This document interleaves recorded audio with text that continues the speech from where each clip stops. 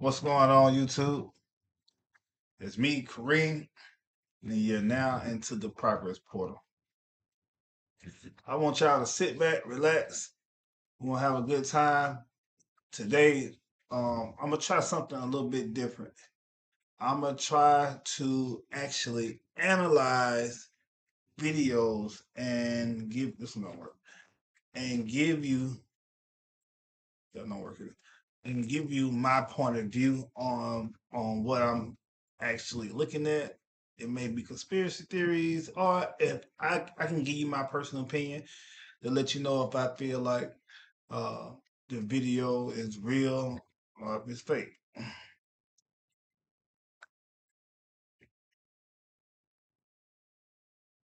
So let's get right to it. All right, check.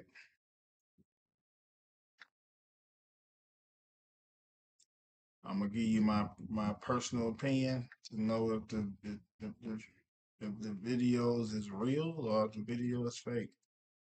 So I want you all to sit back and relax, and we're gonna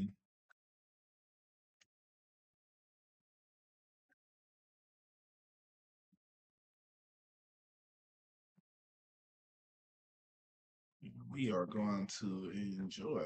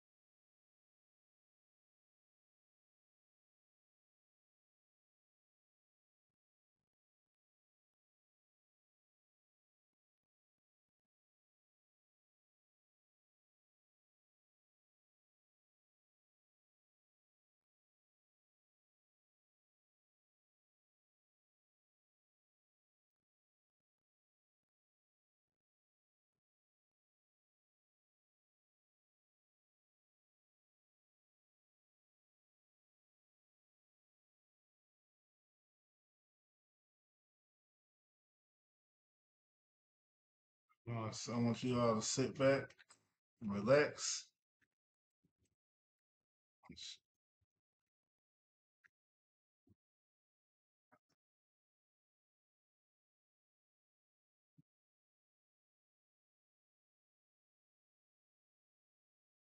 Thank you.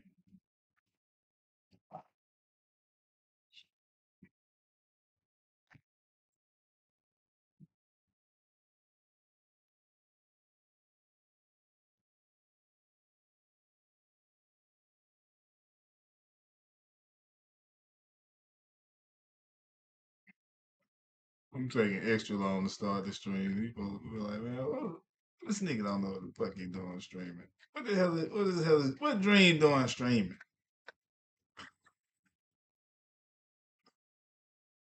People gonna be like, man, what the hell is Dream doing streaming? Hey man, gotta start somewhere. Gotta start somewhere.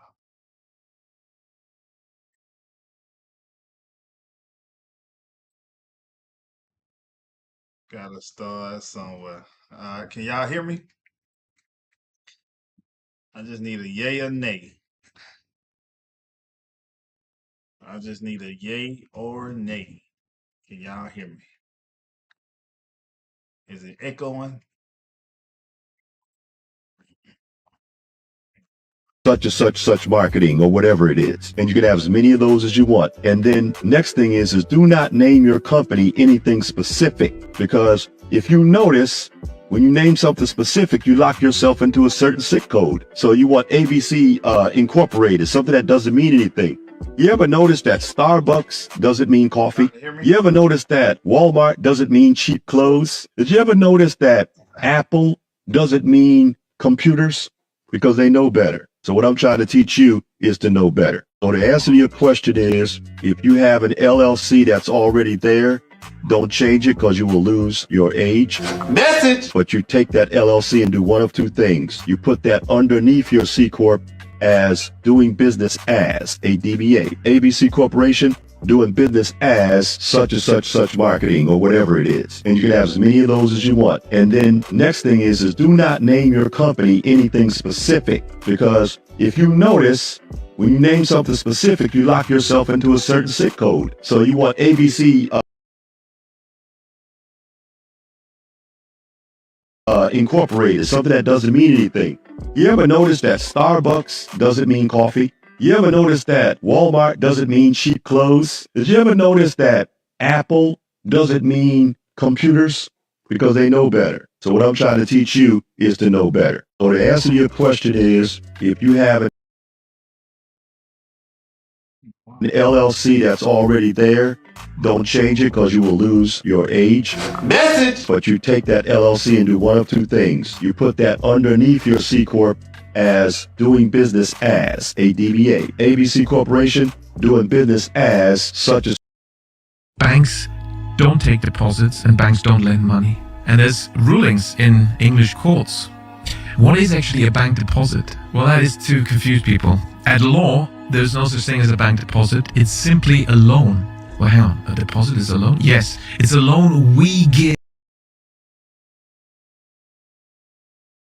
to the bank. We give credit to the bank when we do. Give me a second. I want to make sure y'all can hear me. What is called deposit our money. Yes. And that is the legal status. So it's like the tables are turned. So banks don't take deposits, we lend to them. And the deposit, a bank deposit at law actually is not privileged. But surely banks lend money? No. Banks are in the business of purchasing securities, and when you sign that loan contract, that's an IOU, a debt instrument that you've issued, and the bank will buy it. That's what's happening. And also, you will point out, oh, hang on, fine, these are details. This says, I will get money, I'm borrowing money, so please give me the money. I don't care about the details. And the banker will say, they're careful, they will say, you'll find this in your account with us. They may carelessly say, we've transferred it to your account, which is incorrect, because no transfer happens. Your account will be credited, because the accounts payable liability arising from the loan contract is represented or misrepresented by the bank as another type of liability called customer deposit, and that is the trick you can only do when you're the keeper of the records. Banks don't take deposits and banks don't lend money, and there's rulings in English courts. What is That's a fact, though. Infinite banking using a properly structured maximum IUL. This is going to be a little bit of a longer video, but you're going to want to watch the whole thing. We got someone putting in $100,000 a year, and we ran it to 20 years. Remember, don't be tricked. A lot of people will talk only about the cash value, but the accumulation value is what the account is actually worth. The cash value right here is what you have access to. Notice after 3 years, it's already past broken even, but in the second year, it almost broke even in total value. I'm also running this example at a 5.5% example. In year 4, we're going to take out a $250,000 loan. Notice the accumulation value, where the money is sitting inside the index, didn't go down, it actually went up. But the cash value went down because we took out the loan, as well as the death benefit a little bit. Because when you borrow money from these plans and use a variable loan, the money stays in the accumulated value and can earn based on the index performance and give you some arbitrage. Now, what most people get wrong is about paying it back and how it's expensive to borrow money on a plan. So I'm actually going to show you how that works. So we've taken a loan out, and from year 5 to 9, I have it paying back $57,744 per year. Here you can see all of the total loan charges on that outstanding loan amount. Notice how it's going down as the client continues to pay it back, and it's also continuing to earn credits based on the index performance. If we do the math on the total loan charges, it's $38,719. The total interest percentage is about 15.49%, but you got to average that over the 5 years the loan was getting paid back for. That's a total of 3.10% per year on average. Show me where you can go get a loan for 3.10% on $250,000 and it continue to earn interest. Well, here's the next one. Most people go, well, what if I wasn't contributing and it was getting 0% on the loan while the money was out? Because that's the biggest gripe, is that your policy will lapse if you have an outstanding loan and it returns no interest. So let's put 0% rate of return for years 5 to 9 while we're paying the loan back. So here you go. No money going in during the years we're paying it back. As you can see, little to no interest crediting. This is just based on what was already in the account. Still charging the loans. And does anybody see a lapse inside this policy? If you notice, even the interest that it's earning on the little bit of money that was in there is still paying for the total charges in the policy for those years. So if anyone's telling you that you can't do this with one of these plans and that it's going to lapse, it's going to implode, make sure you look for the facts and look at how it's actually structured. And also consider that the loans are getting charged simple annual interest, not compounding annual interest. If you need help setting one of these plans up and you want it done right, make sure you hit the link in the bio, follow for more. Infinite banking using a properly structured max fund at IUL. This is going to be a little bit of a longer video, but you're going to want to watch the whole thing. We got someone putting in $100,000 a year. Your money isn't sitting in the bank. It hasn't been there since the day you deposited it. My name is Money Explained, and I spend way too much time thinking about how the entire banking system runs on a concept so counterintuitive that if most people truly understood it, they'd never sleep the same way again. Here's the thing. When you deposit $1,000 into your bank account, you think you're storing money. You're not. You're making a loan to the bank. And the bank, the moment that deposit hits, gets to work lending it out to someone else at interest. That's not a conspiracy theory. That's literally how banking works. It's called fractional reserve banking. And here's the part that will genuinely mess with your head. Banks aren't required to keep your full deposit on hand. For most of modern banking history, they only needed to keep a fraction in reserve. In 2020, the Federal Reserve dropped the reserve requirement to zero, which means technically your bank can lend out every single dollar you deposit and keep none of it in reserve. Now look, this doesn't mean your money is just gone. There's deposit insurance, there are regulations, but this is where it gets really interesting. Banks don't just lend out your deposits once. Through a process called money multiplication, that same $1,000 you deposited can ripple through the banking system and become $10,000 in total lending capacity. Your $1,000 multiplied 10 times out of essentially thin air. Now you might be thinking, Money Explained, that sounds insane. Look, it is, but it's also why economies grow. Credit creation funds businesses, mortgages, innovation. The system works until it doesn't. And when it doesn't, 2008 showed us exactly what happens. Banks had lent so far beyond their actual deposits, built so many financial instruments on top of instruments, that when the foundation cracked, the entire system nearly collapsed overnight. And who paid for it? Not the banks. Your money in the bank isn't locked in a vault. It's working, moving, multiplying, making the bank money while paying you 0.5% interest. The bank isn't storing your wealth, it's using it. And the gap between what they earn on your money and what they pay you for it, that's called profit. Theirs, not yours. Your money isn't sitting in the bank. It hasn't been there since the day you deposited it. My name is Money Explained, and I spend... And I went over that. I had went over that with we had a class about 2 weeks ago. I've been giving y'all amount of time to, actually get your 1099Bs together so we can go ahead and finish claim your credit course, because it's kind of difficult to understand, and it's not really a far-fetched concept once you understand modern money mechanics. They have us to think that we are keeping our deposits at an institution, and we're not. Like the secret is out. If you still think that that's your money that's sitting in your bank account, you're a fucking fool. I can't make it up. You think that and when you go take your $1,000 to the bank, when your employer or you go or you don't hustled all week and you drop the band or you drop the 1,000 or the rat or whatever slang you term you care to give it. That's not your same $1,000. That is credit. That's the institution, whoever you are banking with, that is their credit that is in your account that you can use, withdraw. The same thing what they do. And you'll think like, well, I can go and withdraw it and get cash. Yeah, you can. You can go withdraw it, get cash, and go put it into another account. And that same $1,000 it will happen again for that same $1,000.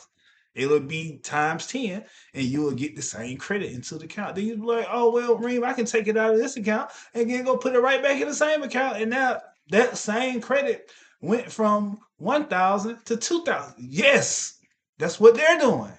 It's the same thing. It's the same thing. So I approve that message. I approve that message for sure. Way too much time thinking about. There are three things about the banking system that you probably don't know. The first thing that you probably don't know is that every time you make a deposit, every time you put $1 in, they get $10 on your behalf. You put $10 in, they get $100. You put $100 in, they get $1,000. You make a $1,000 deposit, they get $10,000 worth of credit on you, on your behalf. The second thing that you probably don't know about the banking system is that they file a 1099-A on your behalf every year, meaning that you don't even want your bank deposits back because you didn't even realize that you can get your bank deposits back from the bank if you file on your behalf. That's why the third thing you probably don't know. The third thing you probably don't know is that you can file a 1099-B on your own bank deposits, meaning that what? You get back 10 times the amount, from 1 time to 10 times back the amount of money that you put into the bank every year. So those are the three things that you probably don't know about the banking system. If you want to learn more, just follow me, Rick the Wealth Coach.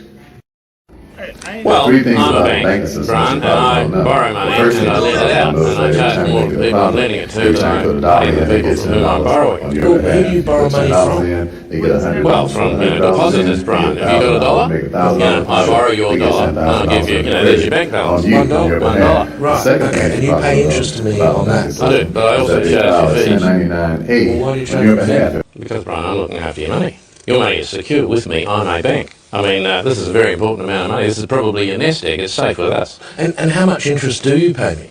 Approximately the same as I'm charging you in fees. Oh, good deal for me. Well, your money's secure with us, Brian, and I then lend that money to businesses, and those businesses generate income. This is how we build an economy. And they put that income into the bank. I do, of course, Brian, and that builds the savings pool, and we can invest more money. Well, who do you lend that to? Well, the people who need credit, Brian. You see, money creates more money, so if we can create money that creates more money, we're broadening the economy, we're expanding it all the time. Yes. But shouldn't people just buy that they can afford? You don't need to afford the things you're buying, Brian. You need to afford the interest on the money you need to borrow in order to buy them. Do people need to be buying these things that they Well, can obviously afford? they think so, Brian. I mean, these things are advertised to people as very necessary, very important, and deeply, deeply attractive. Well, who's advertising things that people don't need? The companies we're lending the money to. Well, I'm a bank, Brian, and I borrow money and I lend it out, and I charge more to the people I'm lending it to than I pay to the people from whom I'm borrowing it. Well, Cold game.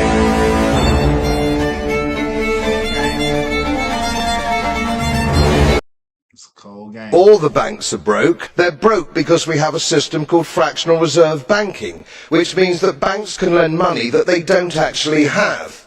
It's a criminal scandal, and we have counterfeiting, sometimes called quantitative easing, but counterfeiting by any other name, the artificial printing of money, which if any ordinary person did, they'd go to prison for a very long time. And yet governments and central banks do it all the time. Central banks repress the amount of interest that rates are, so we don't have the real cost of money. And plus, underneath all this, we talk loosely, in a rather cavalier fashion, do we not, about deposit guarantees. So when banks go broke through their own incompetence and chicanery, the taxpayer picks up the tab. It's theft from the taxpayer. And until we start sending bankers, and I include central bankers and politicians, to prison for this outrage, it will continue. All the banks are broke. They're broke because we have a system called fractional reserve banking, which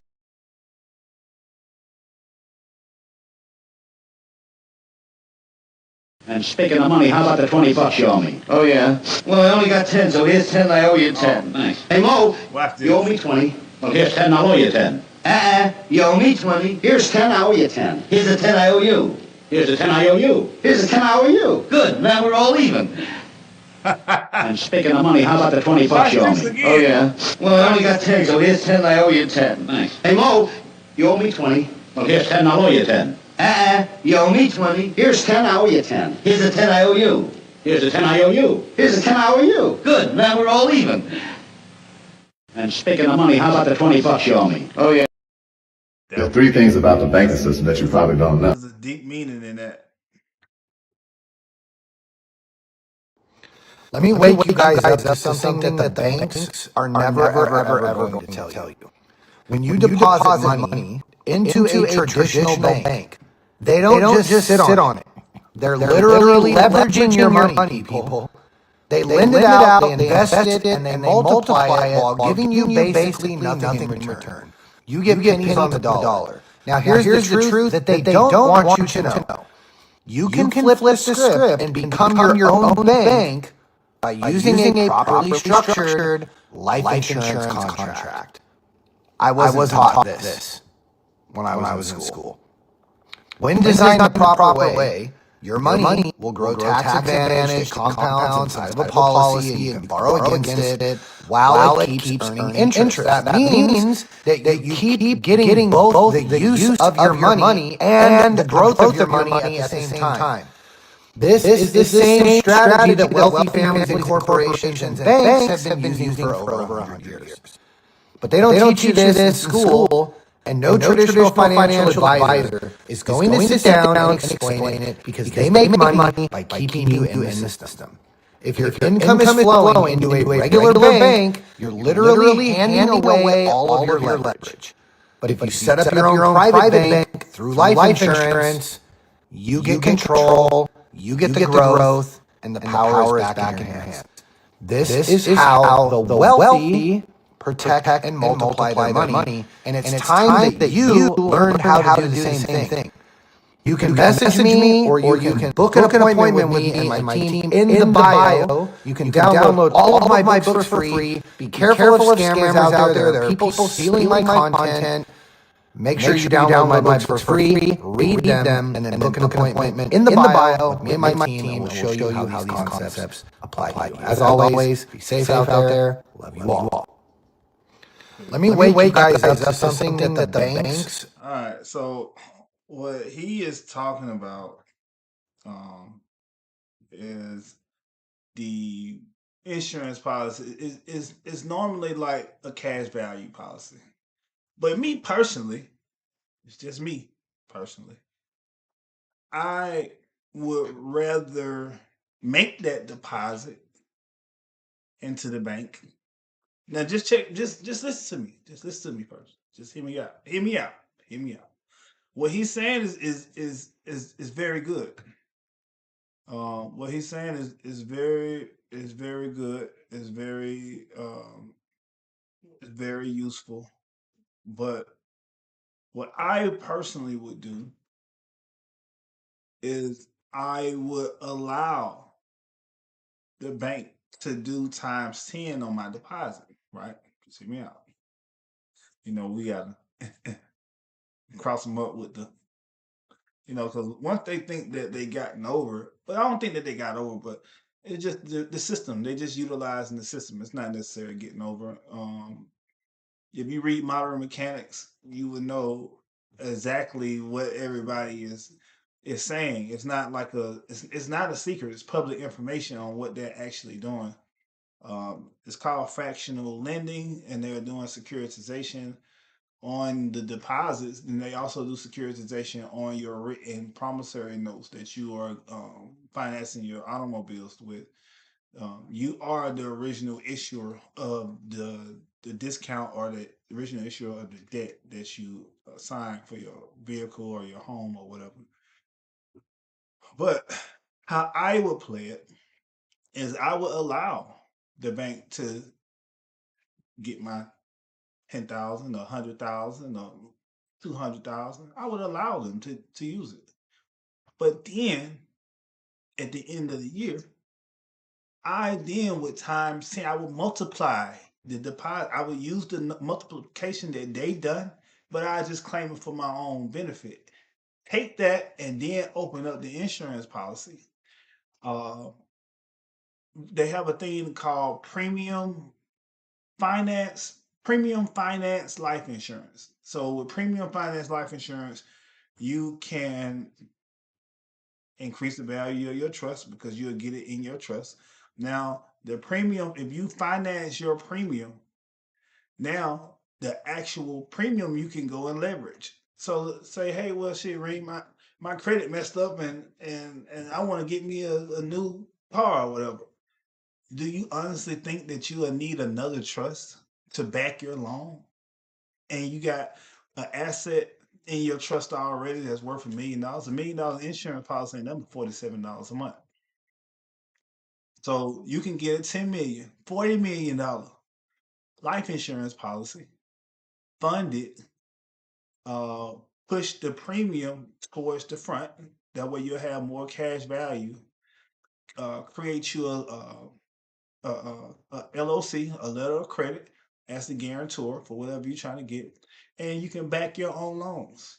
That's just a more advanced way of doing it, and I'm gonna start breaking that down in the Republic later on. But you must do this inside of a trust. You got to have a special purpose vehicle to actually operate like that, you know. But what he's saying is very much true. So I approve of that message. Are never.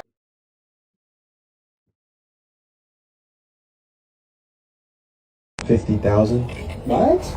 Are you being scammed? We're gonna see if the bank will let me take out $50,000 of my own money. You have probably had to maybe go to a different branch to see they have it. The maximum I can give you right now is 10,000. What about 30? No. Let me check in the back.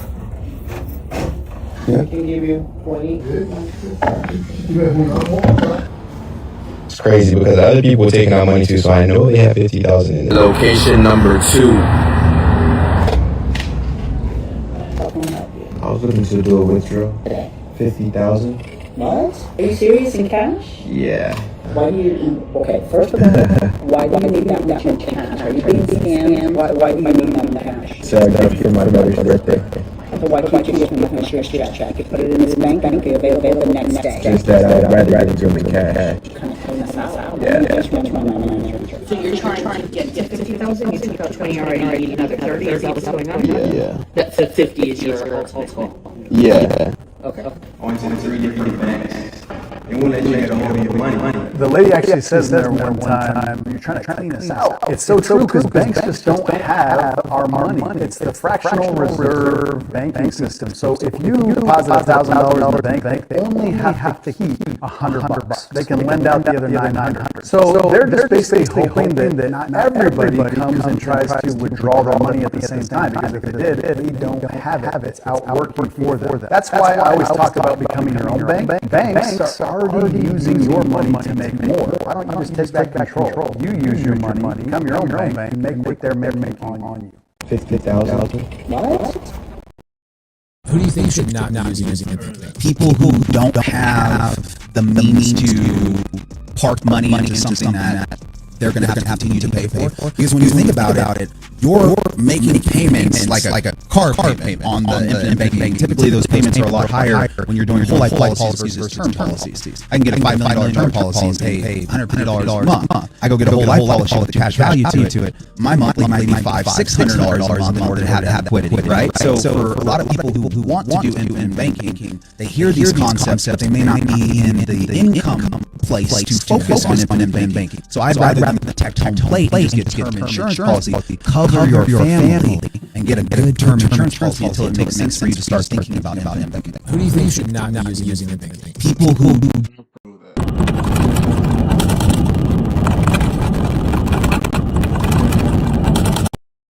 Finally, you begin to understand the world we live in, how the government really works. It doesn't work the way you think it does. Banks do not loan money. There's a law in America that says no bank can loan money, period. That's the law. Now, how many people go to a loan to get a loan from a bank? No, but the law in America says no banks can loan money. It don't say, and he's a good teacher, but it don't say that they can't loan money.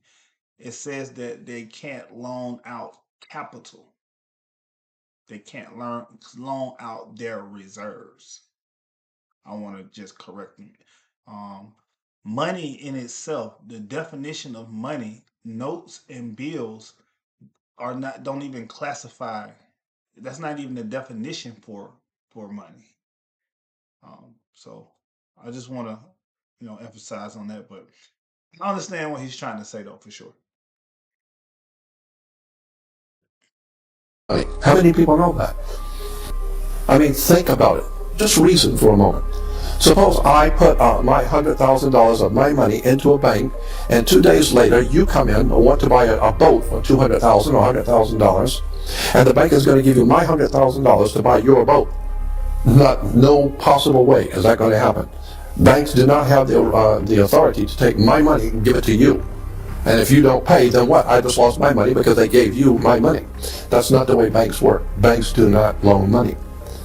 The way it works is very simple. Suppose you're buying a $30,000 car, $50,000 car. That car, first of all, has to be appraised by a state-approved appraiser. So you have a government appraiser appraise the car for its value, and let's say it's $50,000. Therefore, the paperwork on which that paperwork, which represents that $50,000 car, is referred to in commerce and business as commercial paper, and that piece of paper represents $50,000 in business. So so what happens is if you decide you want to buy the car, the dealership sends the paper to the bank. So now the bank has a $50,000 worth of commercial paper. What the bank does is they open up a bank account in your name without you knowing it. All banks do this. They open up a bank account in your name. They sign your name on the bank account because you can't open a bank account without a signature. So they sign your name on a bank account and open up a bank account for you. But you don't know that. Then they take the $50,000 in commercial paper, which represents $50,000, and they put it into your account. So now you have a bank account in their bank with $50,000 in it. And then they take that bank account and they write a check on that for you. So the first check, for the first $50,000, they write for you, and they sign it for you, and give it to you so you can give it to the dealer. So you think that the bank has loaned you $50,000. No. The bank merely gave you credit on the commercial paper, which they're holding. They are confirming that they have the $50,000 in the bank with the paper. They're holding the pink slip. Therefore, they will give you a credit of $50,000 based on your commercial paper. Time that you begin to understand the world you live in, how the government really works. I approve of that message. Yeah, that's everything what basically happened. So when you go to, let me blow this up real quick. When you go and try to get a vehicle, and let's just say that the vehicle is $50,000. We're gonna use this. We're gonna use the example that he gave,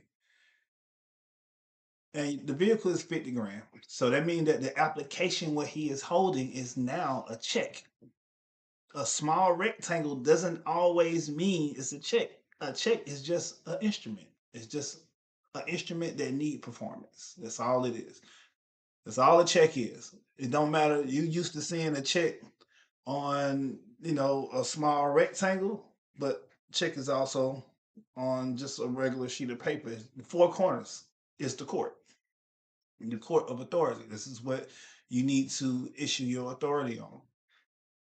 So let's just say that the bank that they go to is Santander. All right, we're just gonna say that they go to Santander. Santander would tell them, say, hey, this $50,000. I got the dealer say, hey, I got this paper worth $50,000. We need you to deposit for a customer that's trying to get a vehicle from us. Okay, fine.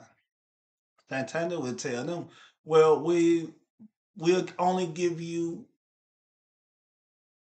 45,000 right now, and at the end of the contract, you would get 5,000. The 5,000 would sit in reserves. So the dealership will come to you and say, "Hey, in order for you to get this car, we're going to require a $5,000 to $10,000 deposit." Why? Because they couldn't cover the other 5,000 on the contract because the paying agent didn't release they didn't make the offer to pay it in full.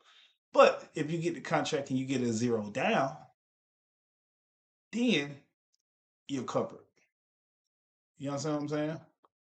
So even when they say that the term that the deposits is illegal, it's illegal to an extent because they are charging you interest to allow you to use your consumer credit. So if you look at your car contract, it'll say the amount of credit that's extended and the interest charge that they are charging you to get this actual loan. So I approve of that message. I approve of that message. That's very much so what's happening.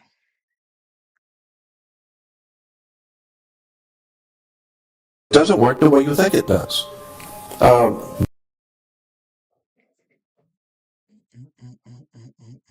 See, here's what I know. Let's say I need to go get $15,000. I don't know if you know banks work like this. If I need to go get $15,000 out of the bank, right? I have to call them a day or two in advance to tell them I'm coming to get $15,000 because they don't have $15,000 in the bank. It doesn't matter if you have $100,000 in the bank or if you have $5 million in the bank. Your money is not in the bank because as soon as you deposit it, they loan it out to somebody else, charge that person interest, give you none of the interest. See, you not knowing how all this stuff works is costing you money, and other people are making money off of you. In fact, your bank will take your deposit. They will loan that money back to you, charge you interest on your money, and pay you none of the interest on the interest you pay on your own money. See, here's what I know. Let's say I need to go. Yes, sir. I approve. Never, ever in your fucking life drop your paycheck into your bank account. Ever. Let me explain. The moment, the second, you make a so-called deposit, which there is no such thing, once that money goes in, you just loaned that bank, that lending institution, that's what it is, your money, say $1,000 at 0% APR. Once you've loaned that money at 0% APR to them, they've securitized it, they've sold it for about 29% interest, and they've made about 10 grand before you get off of work on Friday. Never, ever, ever in your fucking life deposit your money in your bank account without you first going to your bank and asking them to share in the securitization profit of your money. If you want to learn how to do that, like and subscribe. Banks don't take deposits and banks don't lend money. What is actually... You don't gotta do all that. I'm gonna tell y'all how to do it. You'll contact the bank, ask to speak with wealth management or the treasury department, and ask them for a audit trail on your account. That's it. They're gonna ask you why. Just whatever it is, always say tax purposes. Always say because I'm sending something to the IRS. That way you don't want to hear no. They don't want no static with them. Why are you trying to do a audit? Don't worry about it. I need to send something to the IRS. Ask them for a audit trail or a forensic audit on accounts receivable or accounts payable. Also known as the demand deposit and the restricted deposit ledger. A bank deposit? Well, that is to confuse people. At law, there's no such thing as a bank deposit. It's simply a loan. Well, hang on. A deposit is a loan? Yes, it's a loan we give to the bank. We give credit to the bank when we do what is called deposit our money. Yes, the bank deposit at law actually is not privileged. But surely banks lend money? No. Banks are in the business of purchasing securities. And when you sign that loan contract, that's an How to legally rob the bank. Legally walk into your local banks and credit unions and demand your $50,000 to $250,000 of business funding, no docs, that they are legally obligated to give to your business, pursuant to 15 U.S.C. 1611. You can't be denied credit due to credit score, credit history, or income. Any adverse actions in consumer credit transactions is legal, referencing 15 U.S.C. 1691 and 12 CFR 1002. The code sections that were referenced in here, they actually don't apply to what's being talked about in the other parts of the commentary. You see, the first code section, that has to do with whether or not a bank is able to materially withhold information from you. In fact, they're not. They have to disclose all information that is material in nature so that you can be a fully informed consumer. The next two code sections, well, that has to do with discrimination in borrowing, and specifically that a bank or a financial institution is not permitted to discriminate against you on the basis of race, religion, sex, like all of the protected statuses. So I'm not really sure who's coming up with this sort of information and posting it on social media, but I'll tell you this, I would follow it. How to legally rob the bank. Legally walk into your local banks and credit unions and demand. I don't know, y'all. He giving me Agent Smith vibes. I get Agent Smith vibes, y'all. I don't know. I don't know, my Neos. My Matrix team. He giving me Agent Smith vibes. I ain't too sure about Buddy. I don't trust a white man in the bald head. No shot fired if any one of my followers have a bald head.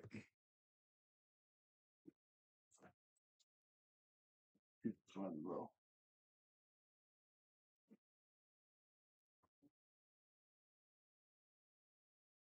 No shot fired. Please, no shot fired. If anyone of the family have a bald head and you just so happen to be Caucasian. And your $50,000 to $200,000. So you do a bankruptcy, Chapter 7, just wipe it all out. Guess what? They don't wipe it out. They send it up to the wholesale bank. And then that wholesale bank sends it to the Federal Reserve where your money is, and they deduct it. The bank is a special thing. Why? It's not designed to fail. First of all, hold your head up. Don't ever walk in the bank thinking, please, sir, I hope you can give me some money, sir. I hope, please, give me some money. No, that's your own money you borrowed, because you're a corporation. You're not designed to fit, but it's not meant for you to understand how to not fail. So you do a bankruptcy, Chapter 7, just wipe it all out. Guess what? They don't wipe it out. They send it up to the wholesale bank. I approve that message. The wholesale bank, what he's talking about is the International Monetary Fund. So when you do a chapter X, chapter 30, any kind of bankruptcy, and that debt gets cleared out, every account holder has a clause on their account to where the institution where the funds are being held, that they are backed by full faith and credit. So the bank mean that the debt is get discharged, and it's discharged by obligation. Any obligation is a guarantee by the U.S. Treasury, therefore it is covered. So I approve this message. Then that wholesale bank sends it to. In 1969, there was a Minnesota court case involving a man named Jerome Daly, who was challenging the foreclosure of his home by the bank which provided the loan to purchase it. His argument was that the mortgage contract required both parties, being he and the bank, each put up a legitimate form of property for the exchange. In legal language, this is called consideration. Mr. Daly explained that the money was, in fact, not the property of the bank, for it was created out of nothing as soon as the loan agreement was signed. Remember what modern money mechanics stated about loans? What they do when they make loans is to accept promissory notes in exchange for credits. Reserves are unchanged by the loan transactions, but deposit credits constitute new additions to the total deposits of the banking system. In other words, the money doesn't come out of their existing assets. The bank is simply inventing it, putting up nothing of its own, except for a theoretical liability on paper. As the court case progressed, the bank's president, Mr. Morgan, took the stand, and in the judge's personal memorandum, he recalled that the plaintiff, bank's president, admitted that, in combination with the Federal Reserve Bank, did create the money and credit upon its books by bookkeeping entry. The money and credit first came into existence when they created it. Mr. Morgan admitted that no United States law or statute existed which gave him the right to do this. A lawful consideration must exist and be tendered. I'm real heavy on book entry. I want you guys to study book entry. Book entry is so important. It's very, very vital. It's very vital. To support the note. The jury found that there was no lawful consideration, and I agree. He also poetically added, only God can create something of value out of nothing. And upon this revelation, the court rejected the bank's claim for foreclosure, and Daley kept his home. The implications of this court decision are immense. For every time you borrow money from a bank, whether it is a mortgage loan or a credit card charge, the money given to you is not only counterfeit, it is an illegitimate form of consideration, and hence voids the contract to repay, for the bank never had the money as property to begin with. Unfortunately, such legal realizations are suppressed and ignored, and the game of perpetual wealth transfer and perpetual debt continues. And this brings us to the ultimate question. Why? In 1969, there was a Minnesota court case involving a man named Jerome Daley, who was challenging the foreclosure of his banks. 7 things not to do when dealing with banks. Number 1, don't walk in unprepared. Going into a bank just to see is how you get low limits or denied. You need your numbers, your plan, your confidence. Banks fund people who look like they know exactly what they're doing. Number two, don't apply online if you're serious about funding. Online is an automated decision. That means lower limits, no negotiation, no relationship. Walk into a branch and talk to a relationship manager if there's one available. Number 3, don't max out your credit before applying. High utilization kills approvals. Even if you got limits, if they're used up, you look risky. Rule: clean your credit before you ask for money. Number 4, don't stack too many inquiries. Too many pulls in a short time, you look desperate. Banks don't like desperation. Move strategic. Plan your applications, space them out, or bundle. Alright, I cannot stress enough, this is the biggest tip that I can ever give you guys about creating wealth. And it is using an insurance product to insure your income. I talk about this all the time, but I really want you guys to listen to me carefully. Every time you make money and you go give it to the bank gets more than what you actually give them. So for example, if you give them $1, they get $1.90 in deposits from the Fed because you made that deposit. And then they get to turn around and loan that money out to people, and they charge 3 to 15% interest on it, and they don't give us anything. We've got to wake up and understand the way that these banks are playing these games. When you have a whole life policy that's designed the right way, it becomes a literal cash warehouse. Don't think of it like normal life insurance the way your normal agent would sell it to you. It is a warehouse for cash. It's an appreciating asset, just like real estate. Every time you fund this policy, it's locking in your equity, right? It's locking it in where you're earning interest on it that compounds annually every year, and it's never going to leave that account until you die, okay? You're building a death benefit over here. The death benefit is worth more than the dollars that you put in over here because they're paying it to you in the future. You can leverage that account the same way Warren Buffett leverages stock to borrow from over here today. Meaning I can take my income, park it with the insurance company. They're going to give me more dollars for the future. I can borrow up to my principal account because I'm using that as leverage to borrow from over here. So now I grab different dollar. I deposit my income here. The next day I'm pulling out income from over here. I'm still earning interest over here, by the way, while I grab this money over here. And now I can go deploy that capital into crypto or land or real estate or whatever you're doing, your business.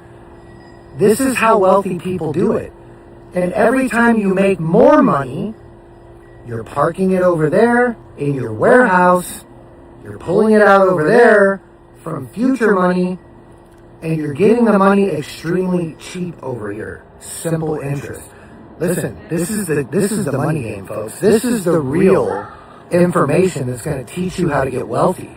You've got to stop putting your income. Banks don't take deposits.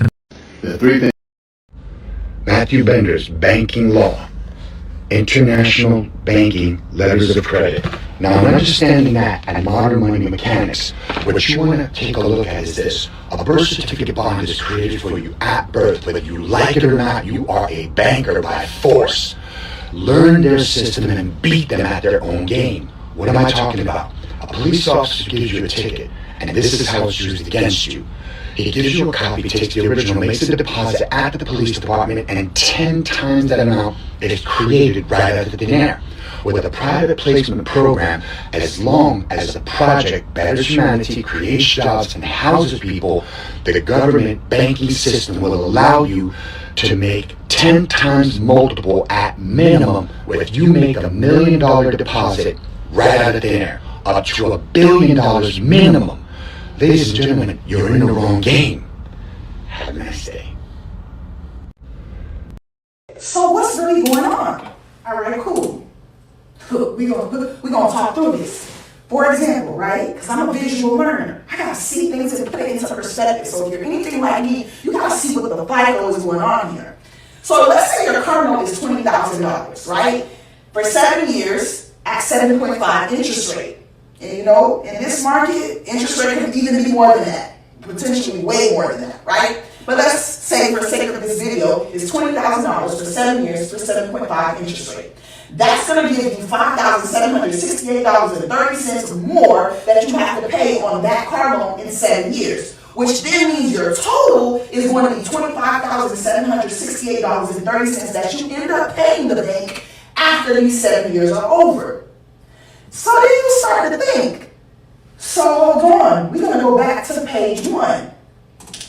The bank literally use your car loan as collateral and take it to the investor, borrow against it for the full, the full rate in term of the loan. Meaning, they took it to the investor and told the investor it was worth $25,768.30.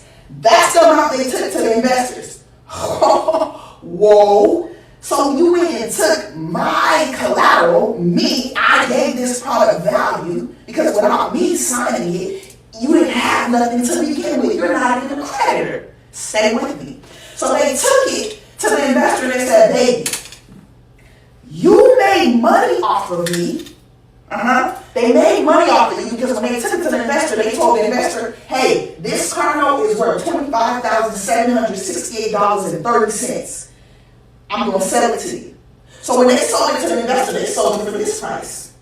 Okay, so if you sold it for this price and made it and the investor immediately gave you that money, how the hell do I still owe you? You already got paid.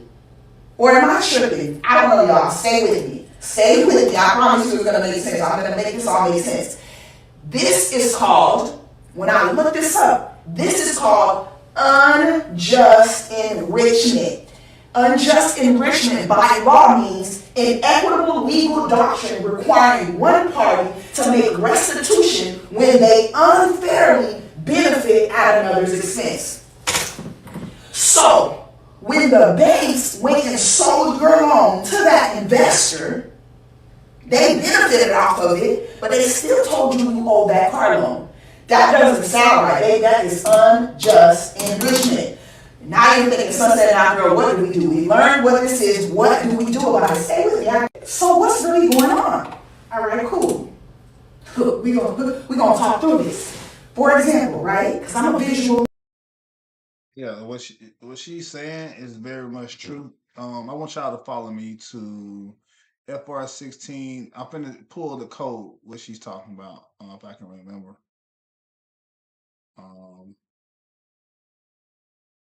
I got so many codes in my head. Oh, she's talking about FR16 Part 2. Let's go. Learner. I gotta see things and put it into perspective.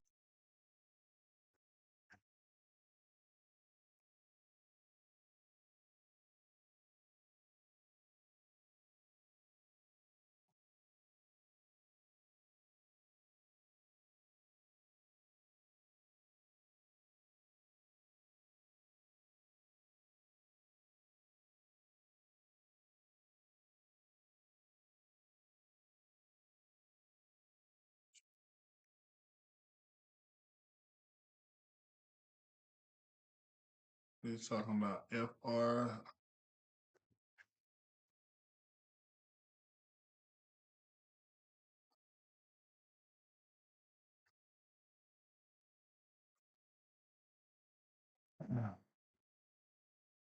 Damn, that boy good.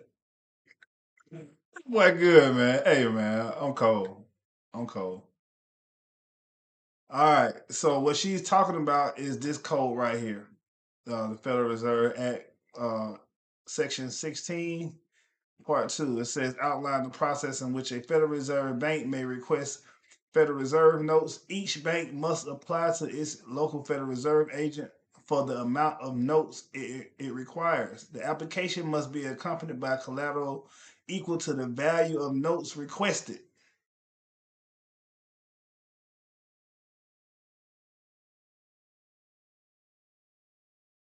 I'm gonna go to Part 2. Let me see.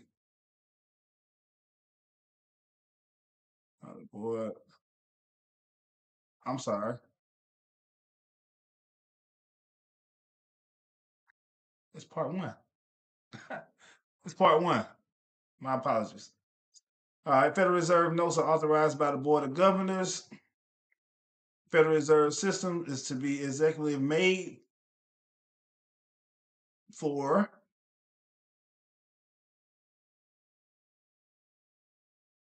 okay. These notes are obligations of the United States and are legal tender, meaning they are received by all national and member banks, Federal Reserve banks. For let me see, can y'all read this? Can y'all read this? Okay. Federal Reserve banks and taxes, customs, and other public dues. They must be redeemed in lawful money on demand at the U.S. Treasury at any Federal Reserve bank. This ensures the Federal Reserve notes maintain their status as secure and universally accepted form of currency. All right. So what she is talking about is the actual application. When it said when each bank must apply to its Federal Reserve agent for the amount of notes it requires. So what they're saying is that each bank whatever your application, whatever the application says. However, let's just say that you was financed for 50,000. The interest charge on it was 10,000. So that means it's a total of 60,000.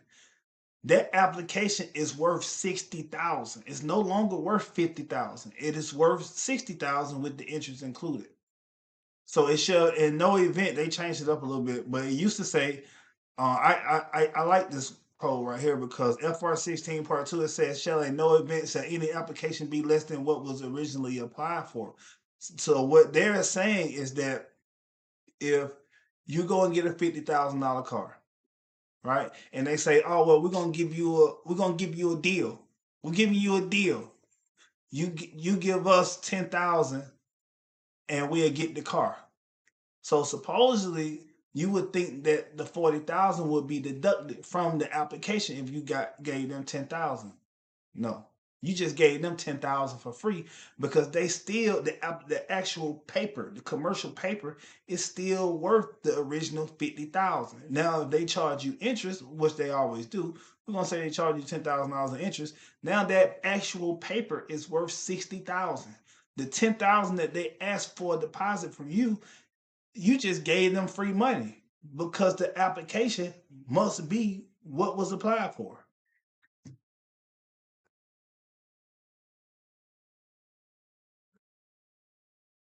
Oh, collateral must at minimum equal the value of notes issued, ensuring financial security. The board monitors issuance and set operational rules for clearing and collection services. Notes are redeemable in lawful money, maintaining public confidence in their value. Summary: establish the legal authority, obligation, and procedural safeguards for issuing Federal Reserve notes, ensuring they are fully backed, redeemable, and properly monitored.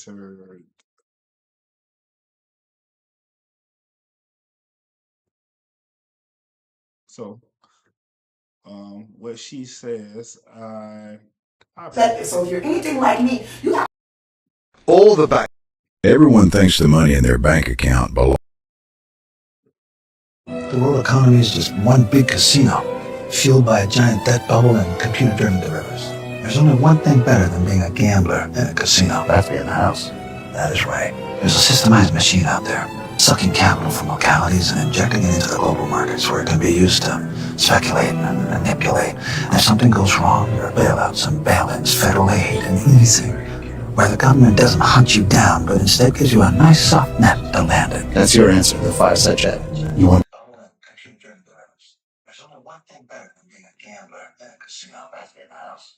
That's right. There's a systemized machine out there, sucking capital from localities and injecting it into the global markets where it can be used to speculate and manipulate. If something goes wrong, there are bailouts and easy. wow, I'm frozen. Man, this internet is starting to really piss me off. Starting to fucking piss me off.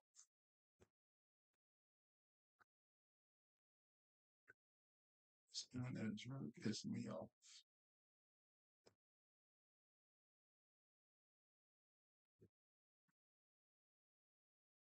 Why my internet is acting like this on me? I don't know why my internet doing this. I discharged my bills on time. I don't know why it's acting like this. I discharged it on time. I don't know why my internet acting weird like this. I discharged my bill on time. I discharged it on time. Like they acting like I'm late or something.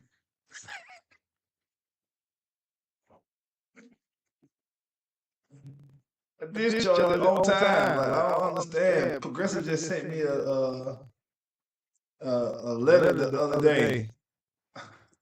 Progressive just sent me. Let me see if I can get it up here. Progressive just sent me a Progressive. Hold on, let me see. I ain't pay for my cut.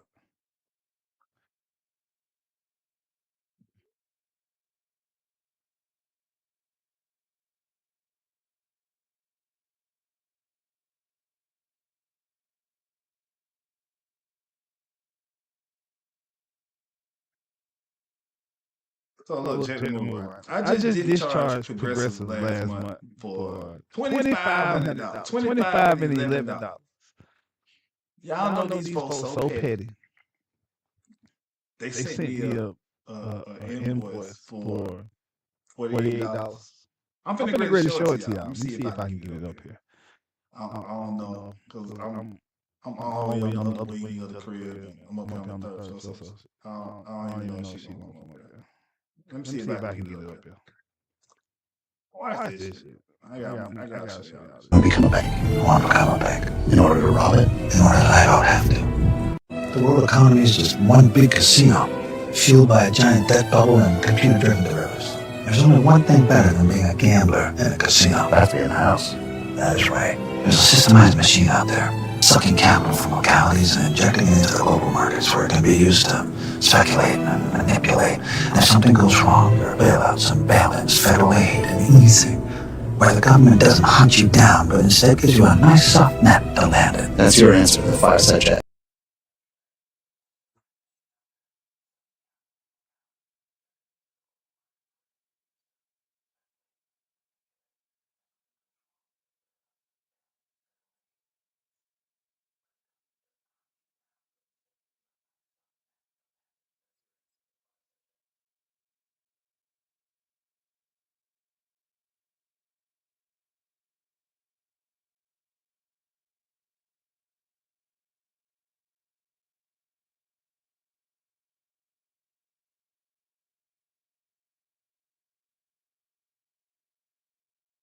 You want to become a bank. I want to become a bank. In order to rob it? In order that I don't have to. The world economy is just one big casino.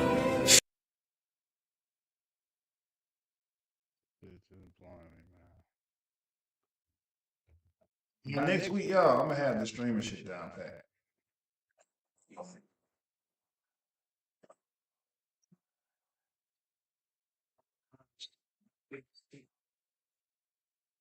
Next week, I'm gonna have the streaming shit down pat. Fueled by a giant debt bubble and computer-driven derivatives. There's only one thing better than being a gambler in a casino. That's being the house. That is right. There's a systemized machine out there, sucking capital from localities and injecting it into the global. Next week, I'm gonna have the streaming shit down pat. Fueled by a giant debt bubble and computer-driven derivatives. There's only one thing. Markets where it can be used to speculate and manipulate. And if something goes wrong, there are bailouts and bail-ins, federal aid, and localities and injecting it into the global. Easy, where the government doesn't hunt you down, but instead gives you a nice soft net to land in. That's your answer to the fireside chat. You want to become a bank. I want to become a bank. In order to rob it? In order that I don't have to. The world economy is just one big casino, fueled by a giant debt bubble and computer-driven derivatives. There's only one thing better than being a gambler in a casino. That's being the house. That is right. There's a systemized machine out there, sucking capital.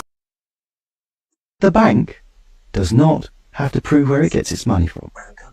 So if you apply the principle of reciprocity to that, the bank would be obliged under a reciprocity principle to say to you, oh, the money we're going to lend you for your mortgage, we're going to type into an account from nothing based upon the strength of your signature, which becomes a promissory note that we then accept for value and deposit and create the credit.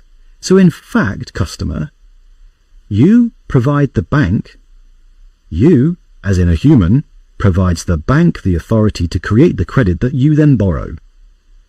So if you really think about that process, who is the creditor?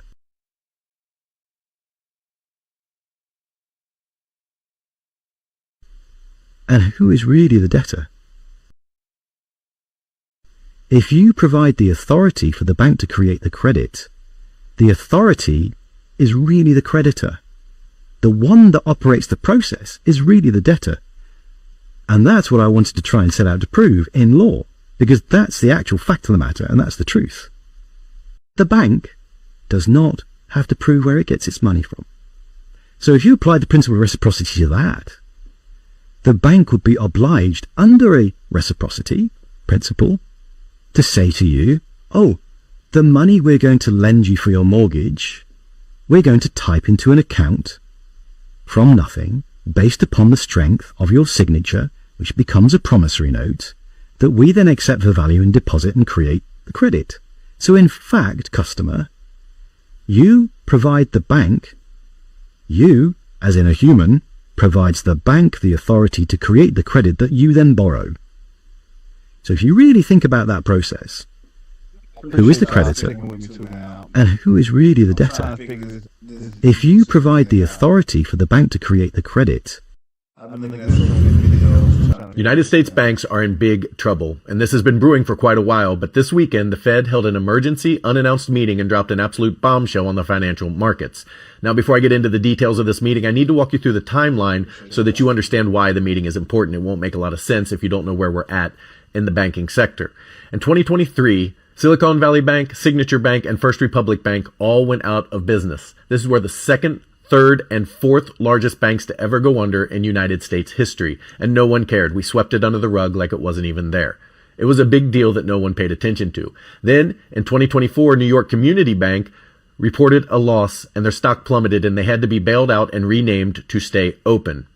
After that, in 2025, Tricolor Holdings, one of the largest auto lenders in the world, went bankrupt with 1 to 10 billion assets on their sheet, mostly held by JP Morgan and Fifth Third banks. And this is all just the tip of the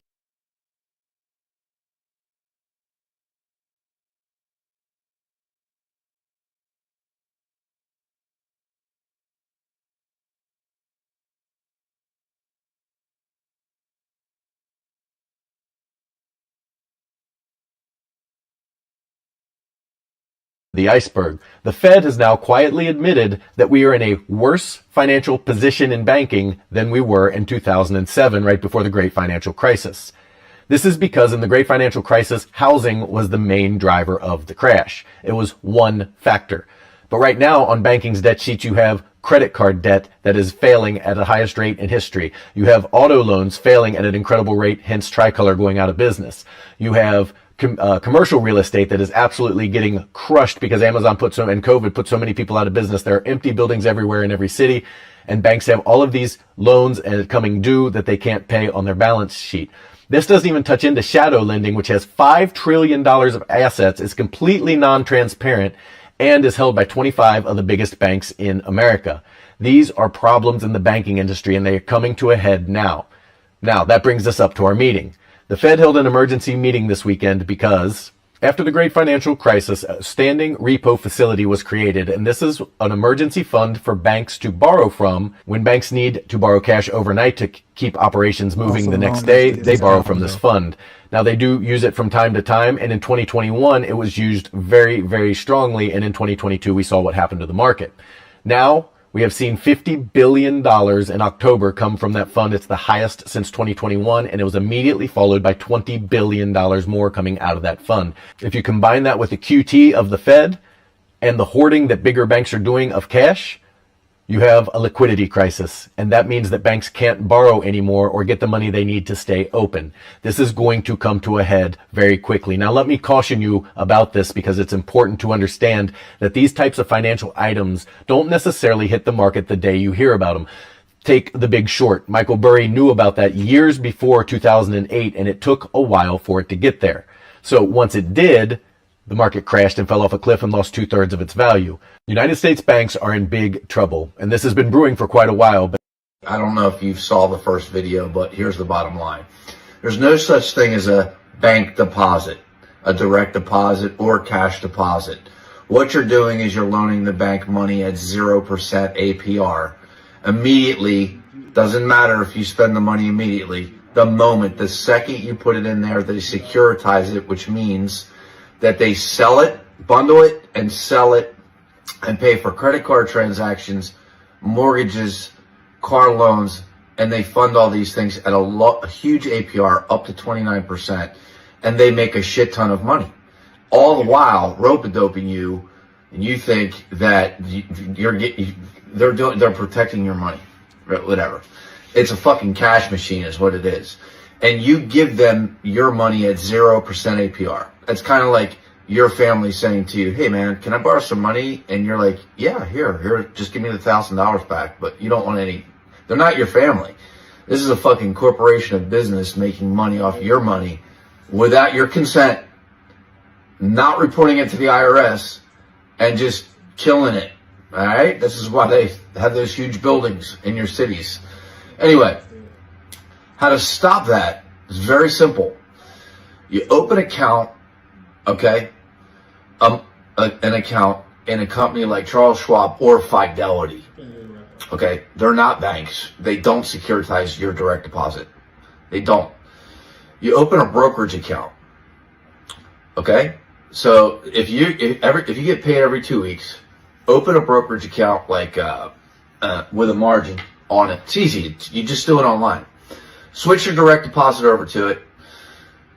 Buy securities like the banks do with your money, just the same as they do. You'll have that option at Fidelity, and then borrow against that security to pay your bills. Got it? So if you have $5,000 in your Fidelity account, like you would your checking account at Wells Fargo, all you have to do is borrow against that $5,000 to pay your $2,500 worth of bills, and then the next week, or 2 weeks, when you get paid, that margin's paid off. So if you're buying $2,500 worth of securities every week, but you're only spending $1,800 for your bills, and you put that money into that account, that means you're in the positive in your investment. You're fucking making money. That's how you that's how you put money away and become a multi-millionaire. I don't know if you saw the first video, but here's the talking about. I kind of what he's talking about is a process known as demand deposit liquidation through the surrender of the dividend. And what you do is you'll go buy some securities, and you'll go and propose the securities to an institution, and you'll create a trust agreement, and you'll do a trust resolution to basically you're bypassing the account receivable, and you're paying directly into the account payable. Um, what he's saying is not common. That's an advanced way of banking, but I approve of this message. I wish he would have kind of elaborated more and told you all, well, told the viewer more of how the securities work, because the securities are only based on interest and dividend payments of future income. So, like on Treasury Direct, like right now, they have an auction that they hold. They have a auction every week, every 2 weeks. I'm sorry, every 2 weeks, to where you can buy money. Basically, you're buying money, and what it allows you to do is as you are buying the funds and you got future interest payments coming in off of your funds, you can leverage the account until the actual interest payments hit. So when they pay out, so let's just say like you bought $1,000 worth of securities. Usually the payout is, last year it was 4.5%, around between 4 to 5%. Now this year it's like 3.9 or 3.2 or something like that. So $1,000 will get you, I want to say $30 on interest, but that's better than the 40 cent that the bank pay you. So I like it.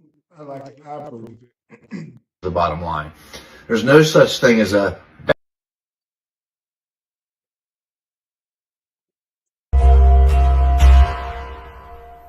I'm a bank, Brian, and I borrow money and I lend it out, and I charge more to the people I'm lending it to than I...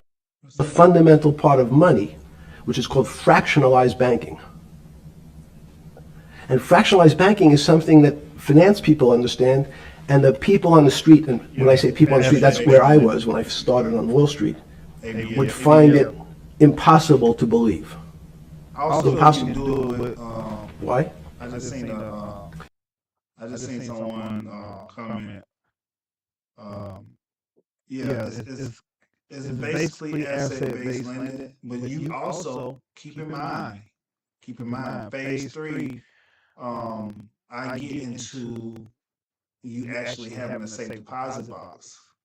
And what people don't understand is when you have a safe deposit box inside of the bank, that's like you got an apartment inside of the Federal Reserve. And with that apartment inside the Federal Reserve, and you got assets in this apartment that's inside the Federal Reserve, aka safe deposit box, you can leverage that as well. is called custody. You'll get a custody receipt. So with the custody receipt, how you enforce it is you will take another person, because bankers, they can't look inside your safe deposit box for you know, privacy act reasons from whatever institution that they're working at. The people who work there can't go and look inside your safe deposit box, just in case, you know, they want to steal, basically. So what you'll do is you'll take somebody with you. You would do an attestation on the contents that you put inside the box, and the person who you take with you is a third party. They will sign off on that. You would have that signed off letter declaration and take it to the banker who works there. And normally, all banks have a notary that's on hand. You'll get the bank notary to notarize this person, whoever person B, whoever you brought with you, attesting that what you put inside the safe deposit box is true and in fact. So you would get another, you will have another notary. It's a three-party situation. So you will have another, you have the notary that's actually working at the bank to notarize your attestation saying that this is what you have in the institution. Now, you'll take that SKR to a third-party depositor and tell them that you want to leverage the contents. They're going to agree, but you got to make sure that they are covered. They're gonna make sure that you have what's called an insurance wrap. So they're gonna want you to have an insurance on the actual receipt that you're claiming that you have inside this safe deposit box. So let's just say that you got $100,000 in gold. They're gonna want you to have an insurance wrap on that declaration. They would put a haircut on it at about 30 to 40%. With the haircut, they'll come back and offer you 60,000. They don't care if you pay or not, because if you default on the payment, then they'll just claim your insurance. All right. Now, the other part of it is they will also do an indemnification, to where, let's just say that you stop paying on the policy that's covering the insurance wrap that you just did. There's another clause in it to where they will be held harmless on the actual transaction. So the cash value that's on the insurance policy, they will automatically get that, and they won't be able to exceed a certain maximum, because it basically expose them to default. If you was to default, it exposed them, and they will basically be exposed to basically financial loss, in so many words. But read Modern Money Mechanics and read Obligations and Principles, and it talks a lot about that in that part. But I approve of that message. Bannon Bank, I give you $1, just one single dollar. In our system of banking, I would say, okay, Steve, I gave you $1. How much can you lend out to your friends? And your natural reaction would be probably something less than $1, because I want to keep something in my pocket. The way our system works is if you as a bank are holding my dollar, you can lend out an additional $8 or $9. No, it's impossible. I only have $1, Jeffrey. We have something called fractionalized reserves. Which is, if you have 1, you can lend out 9. That's the way our system works. And so not only do world leaders not understand banking, but the man on the street, my father worked in the park department, it would be beyond his imagination that people could lend out more money than they actually had in their pocket. If the public understood that the bank really doesn't have their money. These are the only 3 banks that you should be keeping money in 2026, and the last one is my absolute favorite. Traditional banks like Chase, Wells Fargo, or even Bank of America give you 0.01% interest on your money. That means you're literally losing money because of inflation. But putting money in these banks that I'm about to recommend to you will actually pay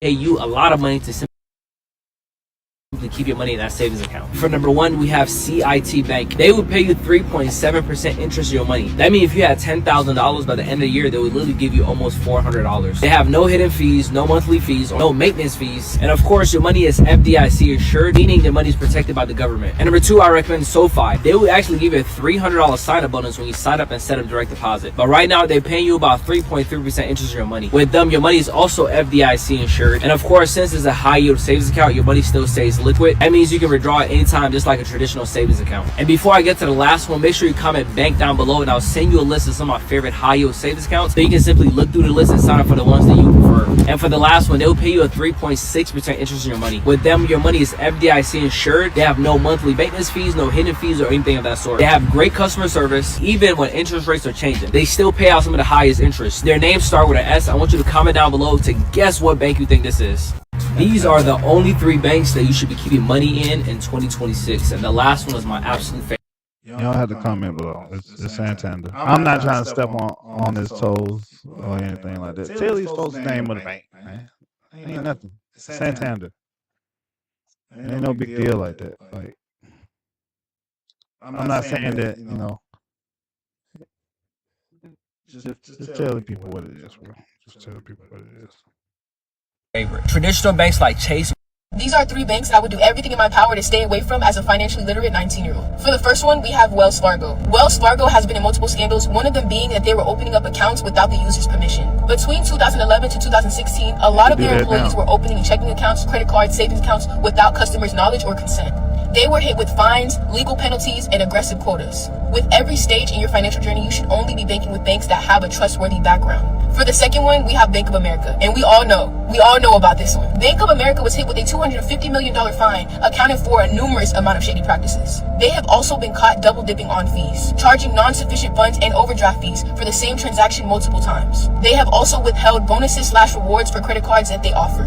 They also have gotten fined for failing to report demographic data for mortgage applicants. And for the last one, we have any low interest old school bank.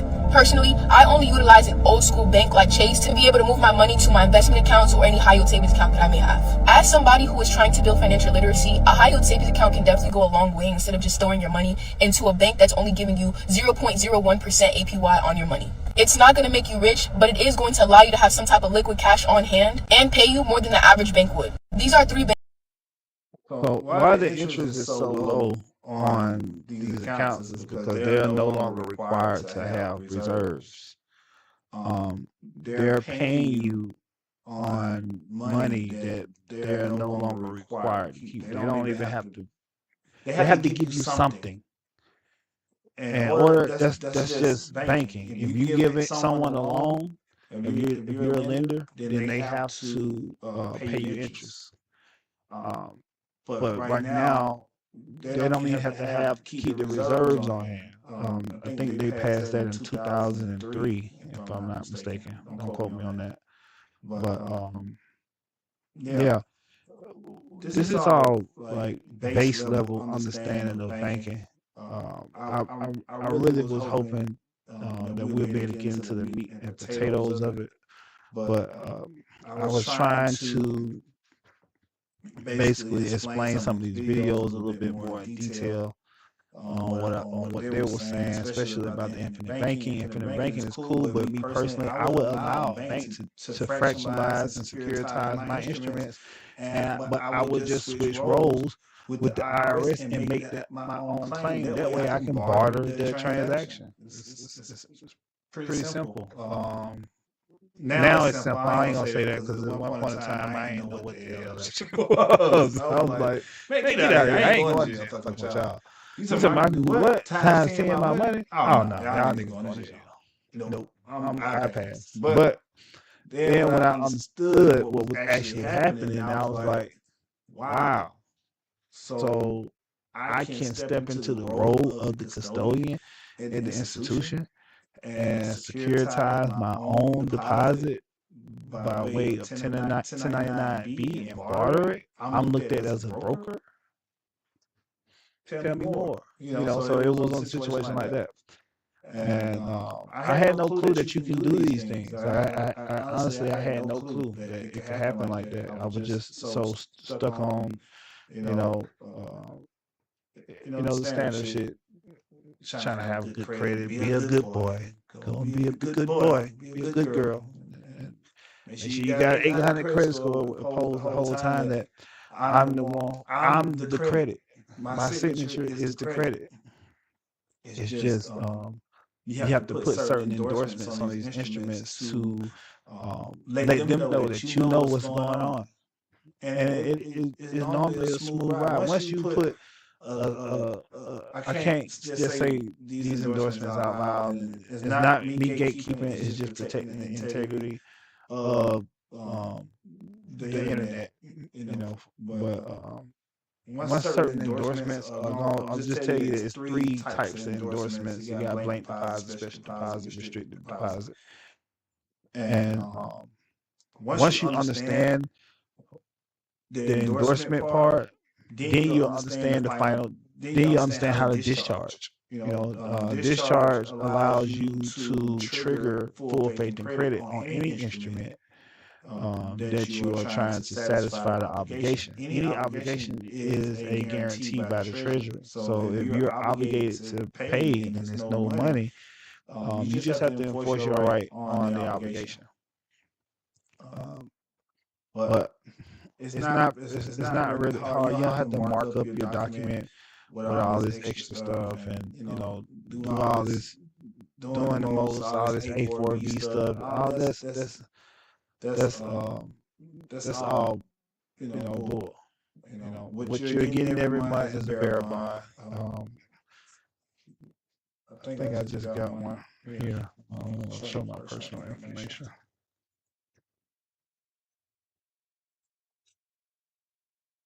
Yeah, this right here. It's a bearer bond. I'm gonna have this discharge by. I'm gonna have this right here discharged. Y'all see it? I'm gonna have it discharged by next week, and I'm gonna do a review and just show you, show you how it works. It's really not hard once you understand. And I got the final discharge in my link, but a lot of people are having problems and don't grasp it because they're just copying off of my work. But I have actual calls to where I do your first one with you, so I can ensure your success level. I prefer it that way, and you can help your family and help someone else who may be close to you. Some people took it and started trying to resell it and all that. And I just try to stray. I started falling back from from even contacting some people, but yeah, that's how it go. But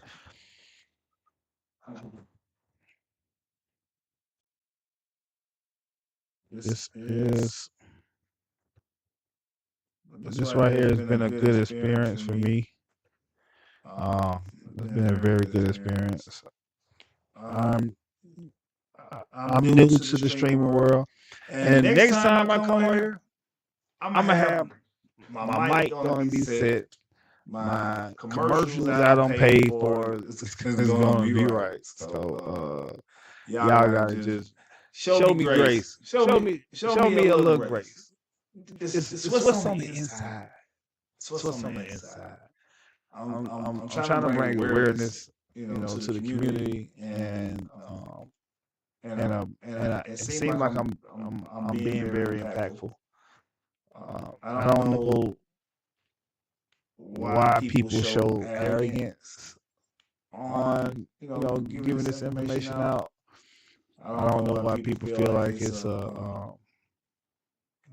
like somebody's dangling a carrot in front of you, and then you're trying to chase the carrot, and they got that carrot like directly in front of your head, and it's like you'll never reach the carrot type deal. So I'm trying to put a stop to all that and give my point of view and explain some of these processes in the best way that I personally know how. I like to use parables when I talk.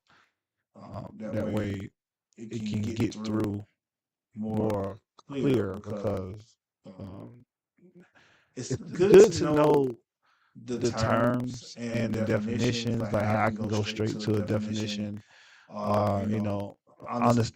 just spit out, USC codes and CFR codes and UCC codes and stuff like that. And just occupy your time. Occupy your time with just learning and educating yourself. So don't be, oh yeah, I want to learn this, I want to learn this, but you haven't picked up any type of book in reference to any type of UCC. At least you can go do is go and read UCCs. Like that's like square one type deal. And people that try to teach this, I just want them to make sure that you are well informed on what you're teaching. It's one thing to take information and be able to actually enforce it. I seen somebody the other day become a chaplain, and I was like, these folks don't know what they're doing, or what the power of their lives with it, but through definition of what it is. And it's just a certain type of way how you move through the courthouse when you have that. But all in all, I wish everybody nothing but the best. I want everybody to win. As long as you don't have to step on anybody to win, you're a friend of mine. All right. This is Dream Factory. I'm signing off. Thank you for coming to the Progress Portal. You guys will hear more from me. Make sure you tune in tomorrow. Don't forget, if you're on this live right now, we have a one-on-one tomorrow. Not one-on-one. We have a return of. We got part 2 of the Claim Real Credit. We're wrapping this thing up. We're wrapping it up. I gave everybody plenty enough time to collect all their 1099Bs, collect all their accounts. We're gonna locate all of them, crunch all your numbers, and we're gonna go in and put these things in and get you squared away. All right. All right. Thank y'all. Y'all enjoy your